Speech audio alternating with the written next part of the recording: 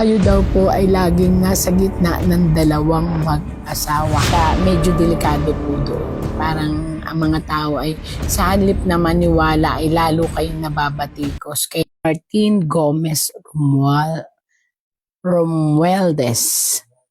Romualdez, o di ba? Alam naman natin, ito ngayon, mga patok yung mga name na yan eh. Kaya, ang dami po nagre-request. Ano ba nakikita? O ito, again. Entertainment news lang po ito. Wala naman po sanang magtatampo at magagalit. Ang tamaan ay huwag magalit. Ayun. Ako po walang ibig sabihin. Binabasa ko lang ang tarot. Martin Romualdez. Martin Romualdez. Pakita mo sa akin. Ano ba? Okay, Martin Romualdez. Ay, wait. Balasa ulit.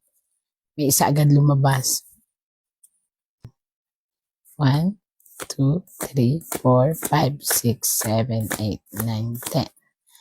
Again, Martin Romualdez or Ferdinand Martin Gomez Romualdez.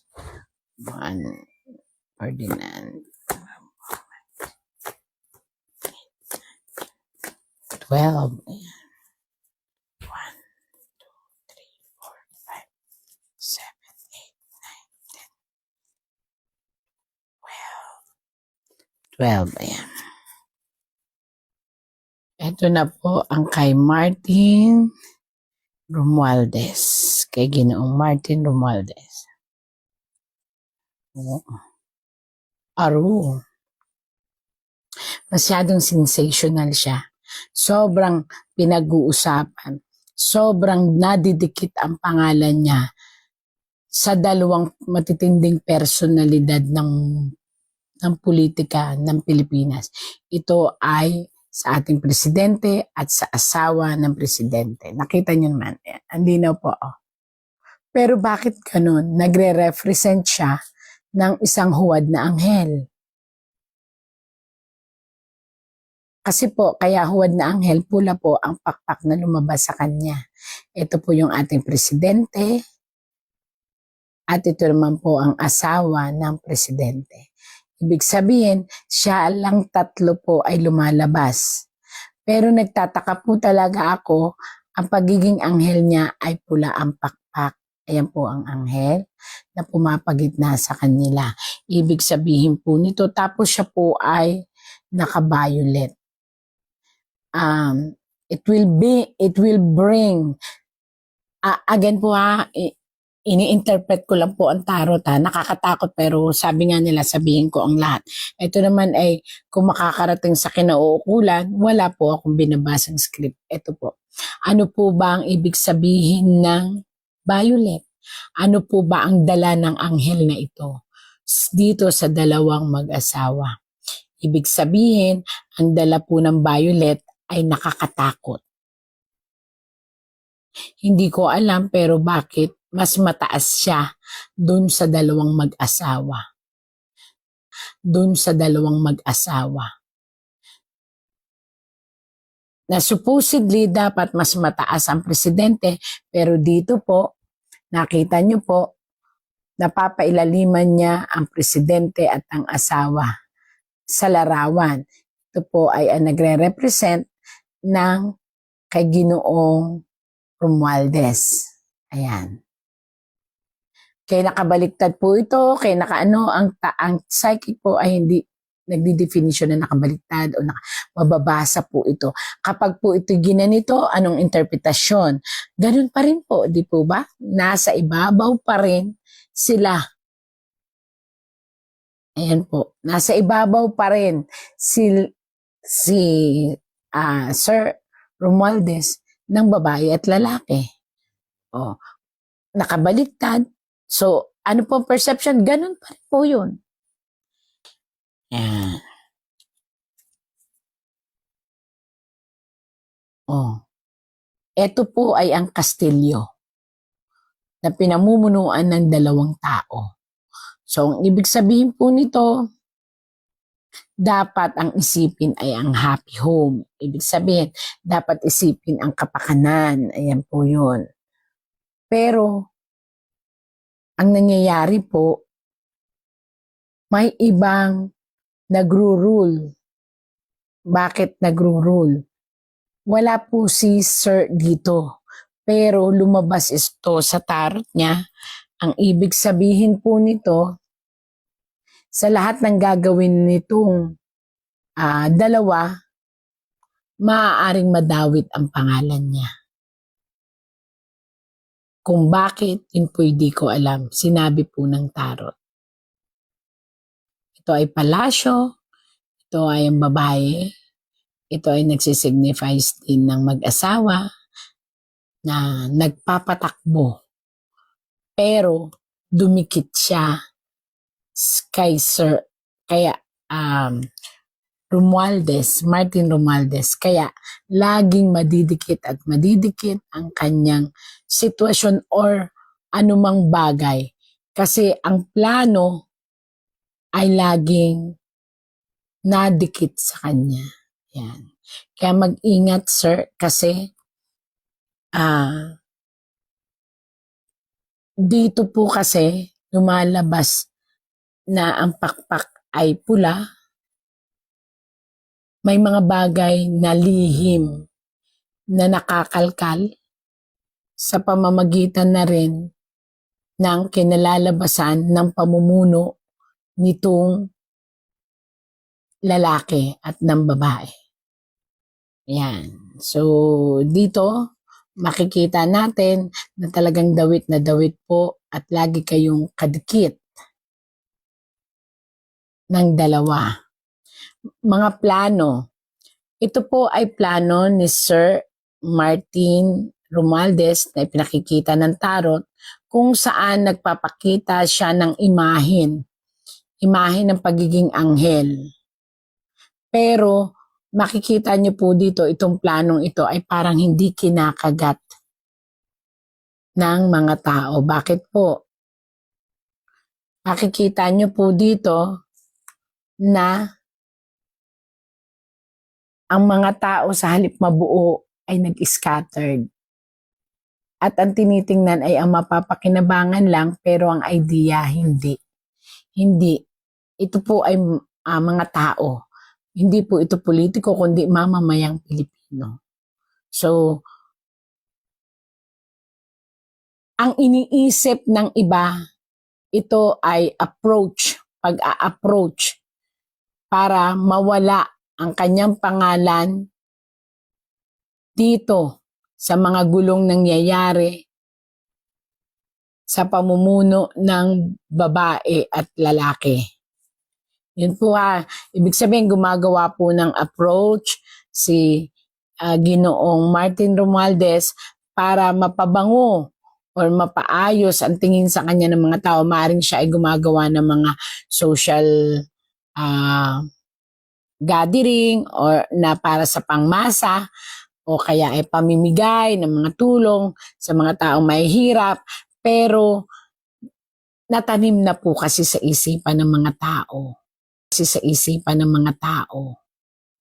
Kaya medyo delikado po doon. Parang ang mga tao ay sa halip na maniwala ay lalo kayong nababatikos. Kaya medyo pag-isipan po ang bawat galaw. Pag-isipan ang bawat galaw kasi nga you cannot please anybody.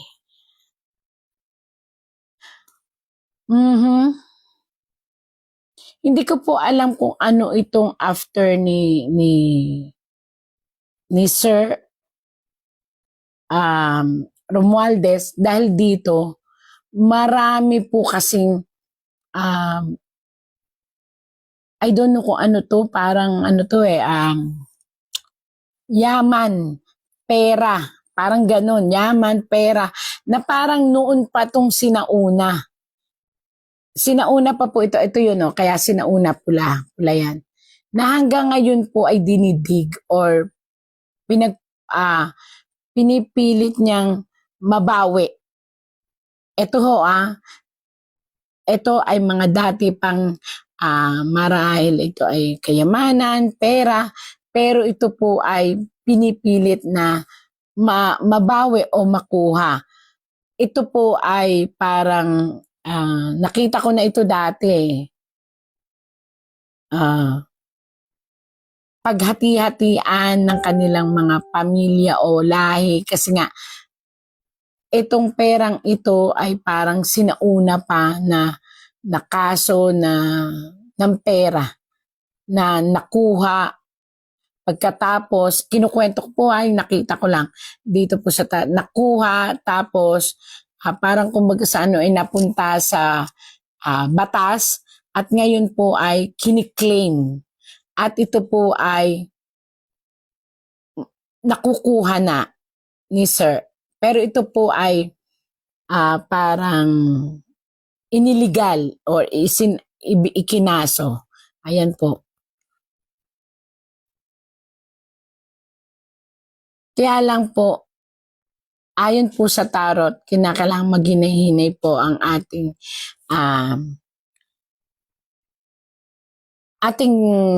mga desisyon. Nahihirapan ako magsalita. Siyempre, pinipilter-filter ko ng inon totoo kasi mahirap maano sa isang mga politiko. Pero sinasabi ko po payo po ito ng tarot, Ginoong Martin Romualdez. Hindi tinatanggap ng mamamayan ang nakikita nila ngayon na pagtulong or ano paman. Maaaring sa kanila, ito ay isang propaganda lang. So kung ako po sa inyo, be natural. Yun na lang. Tapos kung gusto nyo talaga na mawala ang tingin ng mga tao na talagang kayo ay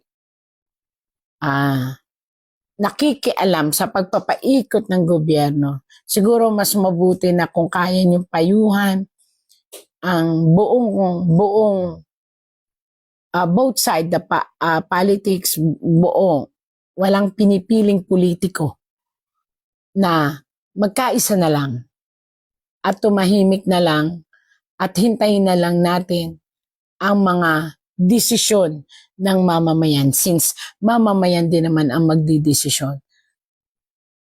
Ito ay isang pagpasok sa politika ng mas mataas. Mas mataas na parang plano in the near future. Yan. Pero dito pa lang medyo pinag-iisipan na po ng mga tao na ganun.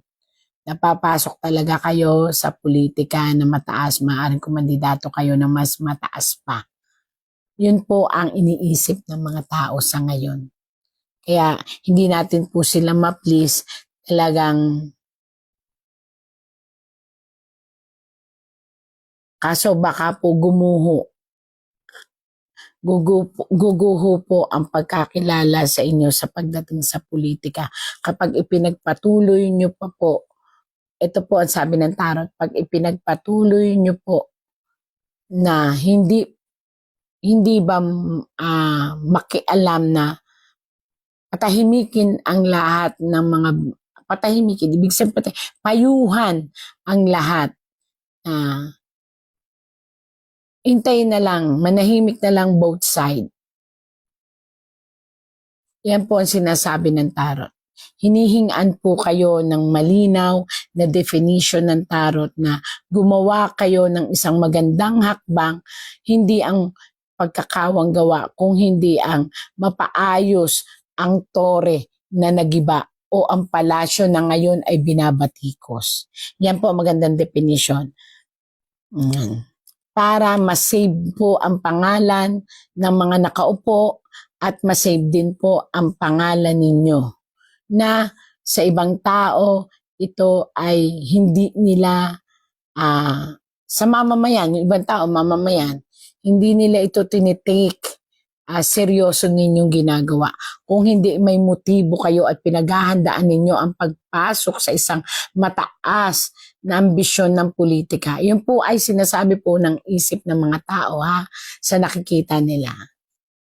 At ang laban na ipinagkikita ninyo ay hindi sapat kasi ang gusto nila talaga is maging maayos, mapayapa at ang ipinaglalaban ng mga tao ay mamagitan kayo upang maibalik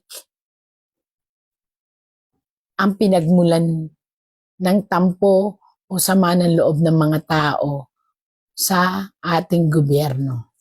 At ito po ay yung kiniklaim ninyo na parang ano po ito, yung mga dati pang pera siguro to o dating kayamanan na kiniklaim ninyo na nagkaroon ng mga kaso-kaso. Ayan naman po ay nakiklaim nyo na. Ayan, nakiklaim. Yung iba makiklaim na, yung iba nakiklaim na. At ito po kayo, pinipilit abutin ang isang tala na napakataas. Maaring dumating po sa punto na kayo talaga ay maenganyong tumakbo bilang isang mas mataas pa sa kung anong meron kayo ngayong posisyon. Ayan. At yun po ay magdadala ng alanganin kasi may mga tao na hindi natatanggap ng anumang eksplanasyon hanggat nakikita nila na itong sitwasyon ng ating gobyerno ay hindi maayos. So para po maayos yan, binabalik ko lang po ang paliwanag, ayan, kailangan magandang konkreto, magandang sitwasyon at idea.